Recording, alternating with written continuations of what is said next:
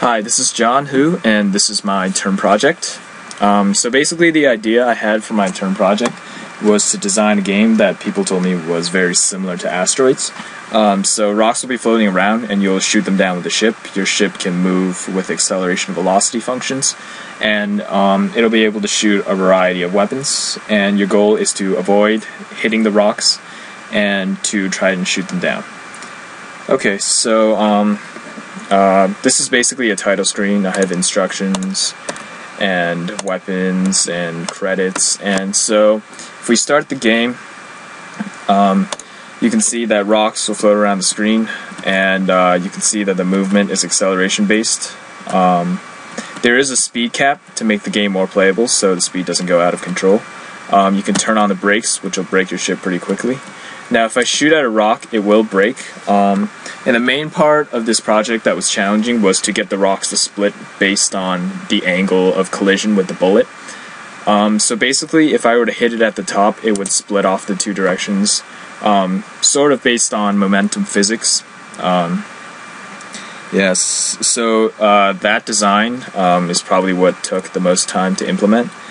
And also, I can show you if I collide with a rock, I'll take damage.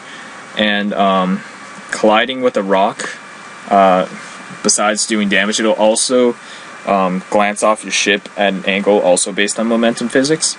And this was difficult because of the incremental changes in where the ship is. I would actually have to ignore a certain amount of collisions because right after, on the next timer fired, it would still be inside the rock. So that was another challenging part, to ignore extraneous collisions that I didn't want to register as part of the game to make it more playable. And yeah, basically that's the basic design, and these are weapons. Most of them are for aesthetic value, but for the sake of it, I do have some working weapons, and you can see that as I hit rocks, if they're small enough, I don't draw them. Ammo is generated randomly when I hit a rock and it splits up. And you can see I got some cannon ammo. I can switch to the cannon and use it. There's a delay to the cannon, there's a charge up time, and it pretty much destroys everything.